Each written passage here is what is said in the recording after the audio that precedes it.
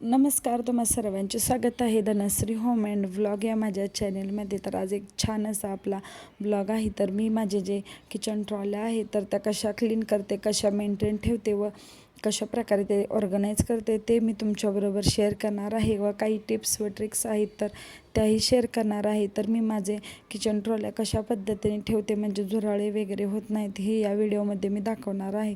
चला तर मग व्हिडिओला सुरुवात करूया. तर सर्वात आधी मी आठवड्यातून एकदा अशा प्रकारे ज्या आपण किचनमध्ये टाकलेल्या मॅट आहेत तर त्या काढून घेते व क्लीन करण्यासाठी घेते. अशा पद्धतीने आपण धुल्या म्हणजे स्वच्छ अशा राहतात व खूप जास्तही खराब दिसत नाही. कारण आपण जे काही समजा काही सांडलं तर त्या मॅटवरती सांडलेलं राहतं किंवा मग धूळही त्यावरतीच असते. त्यामुळे आपलं जे किचनच्या ट्रॉल्या आहेत त्या खराब होत नाहीत. अशा प्रकारे विम जेल घेऊन छान अशा त्या क्लीन करून मी सुकण्यासाठी ठेवते.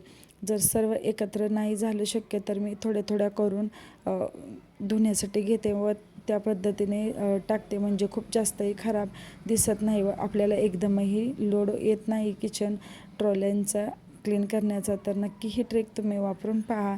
त्यानंतरने मी अशा प्रकारे वॅक्यूमच्या साहाय्याने त्यामध्ये जे काही पडलेलं आहे तर ते काढून घेते. मला भांडी काढायचा खूप कंटाळा येतो. तुम्हाला जर कंटाळा येत नसेल तर तुम्ही काढून पूर्ण कप्पा आहे तर तो क्लीन करू शकता. पण मला तरी कंटाळा आहे भांडी काढायचा म्हणून मी अशा पद्धतीने क्लीन करून घेते. व जास्त कचरा म्हणा किंवा काही धूळ वगैरे तर मागच्या साईडला नाही तर जास्त पुढच्या साईडलाच पडलेली असते. तर त्यासाठी मी अशा प्रकारे वॅक्यूमचा वापर करून आठवड्यातून एकदा किंवा मग जर समजा जास्तच खराब झालं असेल तर दोनदा वापर करते. तर या पद्धतीने तुम्हीही करू शकता. जर तुम्हाला जास्त वेळ नसेल तर तुम्ही 2 आठवड्याने म्हटलं तरी वॅक्यूमच्या साहाय्याने यातील सर्व जी काही घाण पडलेली बारीक बारीक कण असतात तर ते क्लीन करू शकता. अगदी छान असं काम हे वॅक्यूम करतं. तर मी जास्त पसारा बाहेर काढून नाही करत तर डायरेक्ट करते. कारण जास्त धूळ यामध्ये मी होऊन देत नाही. नाहीतर मग मला पूर्ण क्लीन करावं लागतं व जे खालचे तळातले ड्रॉवर्स आहेत ते अशा प्रकारे काढून त्यातील सर्व जी काही घाण धूळ बसलेली आहे तर ती मी वॅक्यूमच्या साहाय्याने आधी क्लीन करून घेते. तर महिन्यातून किंवा मग 2 ते 3 महिन्यातून अशा प्रकारे खालचे जे काही ड्रॉवर्स आहेत तर ते काढावेत. पण शक्यतो 3 ते 4 महिन्याने काढलं तरीही चालू शकतं कारण जास्त काही खराब होत नाहीत. अशी वरचीवर जर क्लिनिंग केली तर आपल्या ट्रॉलीमध्ये अजिबात झुरळे वगैरे होत नाहीत. तर मी तरी काही सारखं स्वच्छ करते त्यामुळे माझ्या याच्यामध्ये अजिबात झुरळे होत नाहीत. व अशा प्रकारे स्वच्छ असं क्लीन केल्यामुळे दिसायलाही खूप छान व प्रसन्न असं वाटतं. तर नक्कीच तुम्ही या पद्धतीने करा. व थोडंसं मी कोरडा कापड घेऊन त्यानेही मी पुसून घेतलेलं आहे व जे खालच्या साईडला डाग पडलेले आहेत तर ते ताराच्या घासणीने थोडंसं क्लीन करून घेते व काढून घेते. तर व्यवस्थित असं सर्व निघलं जातं. तर किती छान असं झालेलं आहे. त्यानंतर ट्रॉली आहे तर ते मी लावून घेत होते. तर ते सर्व लावून झाल्यानंतर जी बाहेरची साईड आहे तर ती क्लीन करणार होती. तर किती अशी धूळ यामध्ये निघालेली आहे. तर नक्कीच तुम्ही अशा प्रकारे वॅक्यूमचा वापर करून तुमच्या ट्रॉल्या क्लीन करू शकता. खूप छान अशा निघतात व राहतातही. तर एवढी धूळ यामध्ये साचलेली होती कारण भरपूर दिवस झाले मी आतला जो खालचा कप्पा आहे तर तो उघडला नव्हता. तर आता हे मॅट आहे तर त्याही छान अशा क्लीन वाळलेल्या होत्या. तर त्या मी आता सर्व व्यवस्थित जागच्या जागी टाकून घेते.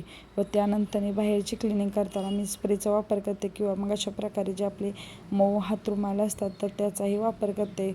कधीही मी कोणत्याही पद्धतीने क्लीन करते तर पहिल्यांदा थोडंसं ओले करून घ्यायचं व त्यानंतर अशा प्रकारे कॉटनचा एक कपडा घेऊन त्याने छान असं पुसून घ्यायचं. तर चला तर मग आता रेसिपीला सुरुवात करूया. तर इथे मी तुम्हाला आज कढईमध्ये बनणारी अगदी छान व चविष्ट अशी लागणारी बिर्याणीची रेसिपी शेअर करणार आहे माझ्या पद्धतीची. तर आपल्याला कोणताही दम द्यायचा नाही किंवा मग डायरेक्टही करायचे नाही. तर थोडीशी वेगळी पद्धत आहे तर त्या पद्धतीने करणार आहे. व या दोघांची मस्ती कशा प्रकारे चालू आहे. त्यांना पिण्यासाठी दूध दिलं व मी माझ्या स्वयंपाकाला सुरुवात केलेली होती. तर इथे पातेल्यामध्ये पाणी उकळत ठेवलेलं होतं. त्यामध्ये चवीनुसार मीठ व आपण जे बिर्याणीचे तांदूळ आहेत तर ते भिजत घातलेले होते. एक 5 ते 10 मिनटं ते पाणी उकळले की त्यामध्ये टाकून शिजण्यासाठी ठेवलेले होते. तर इथे कढईमध्ये एक कांदे घेऊन चांगला कलर चेंज होईपर्यंत भाजून घ्यायचा. व त्यामध्ये इथे हिरवी मिरची उभी चिरलेली टाकायची, एक टोमॅटो आहे तर तो टाकलेला आहे. कांदा व टोमॅटो तुमच्या आवडीनुसार तुम्ही ते कमी जास्त करू शकता. तुम्हाला जर मसालेदार हवे असेल तर थोडंसं जास्त प्रमाण वाढवू शकता. चवीनुसार मीठ व थोडंसं तेल टाकून हळद तिखट टाकून मिक्स करून घ्यायचं व छान असा आपला मसाला रेडी करून घ्यायचा. तर यामध्ये मी बिर्याणी मसाल्याचं 1 पाकीट व जे आपला मटण मसाला असतो तर त्याचं 1 पॉकेट आहे तर ते टाकत आहे.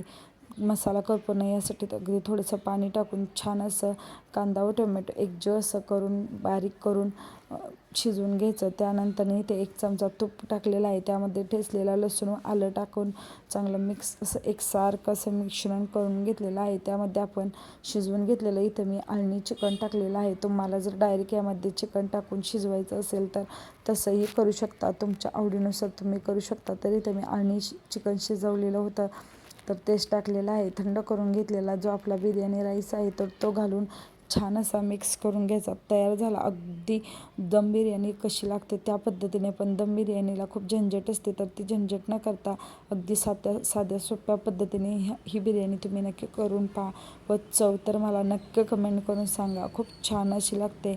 आवडल्यास माझ्या चॅनलला नक्की सबस्क्राईब करा. चला तर मग भेटूया छान असे एक आपल्या व्हिडिओ बरोबर व ब्लॉग बरोबर. तोपर्यंत धन्यवाद.